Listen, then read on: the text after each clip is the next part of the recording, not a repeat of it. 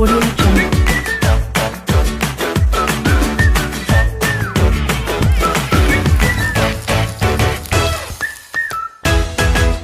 Audio Jungle. السجق من اسرع الاكلات. معانا هنا نص كيلو سجق مقطعاه. طبعا انتي بتقولي بقى متقطع يبقى هيتهري، لا متقطع يعني مش هيتهري. هوريكي دلوقتي الخطوات هتبقى ازاي. هنا بقى المقادير بتاعتنا: طماطم، فلفل الوان، جزر، بصل، فصين توم. لو حابه تستغني عن التوم براحتك، بس هو بيدي ريحه جميله قوي للسجق. هنا بقى جبنا الطاسه بتاعتنا، هنحطها على النار. هننزل بقى بمعلقه سمنه، معلقه زيت، معلقه زبده، اللي انتي حباه حطيه، كله متاح ليكي. نبدأ كده كلامنا كده بالصلاة على النبي. اللهم صل وسلم وبارك على سيدنا محمد عليه افضل الصلاة والسلام. طبعا هنا الطاسة سخنت بقى معانا، وهننزل بقى بيها كده بالمادة الدهنية اللي احنا حابينها، اللي انتي حباها او اللي انتي حابة تعملي بيها الاكل. السجق عامة يعني اي حاجة ماشية معاه، مفيش مشكلة. حطينا هنا السمنة بتاعتنا. هنسيبها بقى كده تسيح. احنا عايزينها تسخن جامد، يعني تسخن جامد، يعني عشان خاطر تدي صدمة للسجق.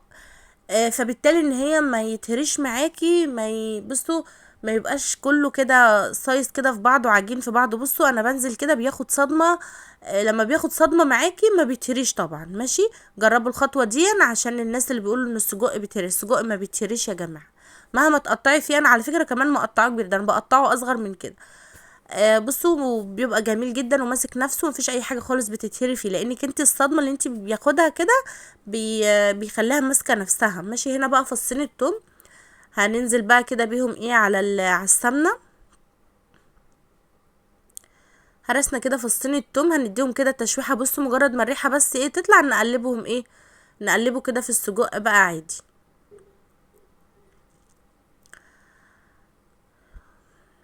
وطبعا يا جماعه بقى اللي ما اشتركش في القناه يشترك، ويدوس على كلمة، ويدوس على الجرس، وعنده بقى كلمة الكل هتظهر، تدوسي على الكل عشان يظهر لك كل جديد من يوميات ام زيزو. اي فيديو هينزل هيجيلك باشعار على طول، فانتي دوسي على الكل عشان يوصلك كل جديد. هنا بقى جبنا فلفل اسود، هنرشه بقى كده عليها. طبعا انت بتحطي الفلفل الاسود بس، ما بتحطيش ملح دلوقتي ولا اي حاجه. نزلت كده بالبصل. المفروض ان انا احط البصل واستنى دقيقتين كده ولا حاجه، بس انا عشان كنت مستعجله نزلت كده كل اللي كان في الطبق. الفلفل الالوان والطماطم والبصل كله والجزر، نزلت كده بيه مره واحده. طب انت هتحطي جزر وطماطم وكل ده على السجق، بتبقى طعمها جميله جدا وفي منتهى الجمال. بصي بتاكليها كده حاجة جميلة جدا بصراحة، يعني جربوها احسن من انك تعملي السجق سادة. يعني سادة مش قد كده، غير ما انك انت تعمليه، بس طبعا كل واحد حسب اختياره. هنا بقى عندنا السلطة، عندنا كابوتشا، عندنا فلفل اخضر، عندنا خيار، جزر، طماطم. هننزل كده في البولة بمية ساقعة، هي كان فيها قطع تلج صغيرة. هنحط طبعا فيها خل، هنحط فيها دبس رمان. لو عندك صويا صوص حطي برضو، مفيش مشكلة. هنحط بقى طبعا ليمونة، هنحط بابريكا، والملح بتاعنا عادي خالص هنحطه برضو. دي التتبيلة بتاعت السلطة. هي كان المفروض ان انا ازود شوية مية تاني، بس الحمد لله بقى يعني انا عملتها بشوية مية صغيرين بس. برضو طلعت جميلة، بسم الله ما شاء الله عليها، ومتحدقة وجميلة جدا.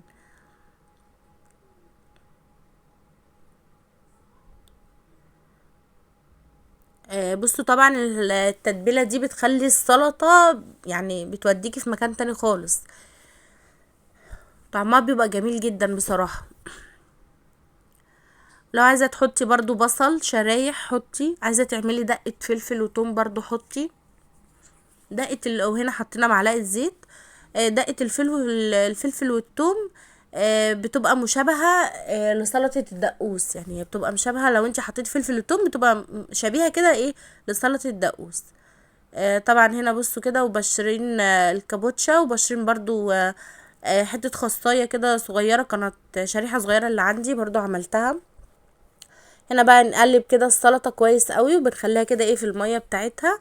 التتبيلة دي جميلة. انا لما بحب اعمل سلطة بعملها قبلها عشان اسيبها في التتبيلة بتاعتها كده، بتبقى جميلة. وبصوا البابريكا مخلية المية حمرة كده، جميلة جدا بصراحة وريحتها حلوة. ولو كمان حطيتي عليها شويه فلفل اسود برضو بتبقى يعني طعمها طعم سلطه الدقوس بالظبط. بس احنا هنا استكفينا بالملح دبس رمان والخل والزيت والليمون. دي كانت السلطه. تعالوا بقى كده ايه اوريكم بقى السجق. وبصوا بصوا كده حاجه كده جوسي كده وجميله كده، تاكليها كده بصي ما تشبعيش منها. كل الخضار اللي فيها جميله بسم الله ما شاء الله. بصوا الصوص اللي نازل منها حاجه جميله جدا بسم الله ما شاء الله عليه يعني. انا بقى عملته وجربته بكذا طريقه، بس بصراحه الطريقه دي يعني هي اللي احنا اعتمدناها بقينا بنحبها واولادي بقى بيحبوها جدا. بصوا بقى كده هي كده هنا كده كان استوى بقى معانا. بصوا بسم الله ما شاء الله عليه اهي يا جماعه مفيش اي حاجه مهريه خالص. القطعه اللي انا مقطعاها زي ما هي الواحده بوحدتها بالظبط، مفيش اي حاجه متقطعه مفيش حاجه مهريه. بصوا بسم الله ما شاء الله عليه. طبعا هنا بقى كده قدمت هنا السلطه والسجق، وهنا عملت طبق مسقعه كده على السريع. عملت مكعبات بتنجان وطماطم وبطاطس وقليتهم كلهم وحطيتهم كده مع قرن فلفل. بصوا بقى طبق مسقعه جميل جدا. هعمل لكم فيديو خاص كده بالمسقعه المكعبات دي جميله جدا. ولو وصلت لحد هنا بقى ما تنسيش تعملي اشتراك للقناه، فعلي الجرس عشان يوصلك كل جديد، وتعملي لي احلى لايك واحلى كومنت لو الفيديو عجبكم. واستنظروني الفيديو الجاي ان شاء الله. مع السلامة.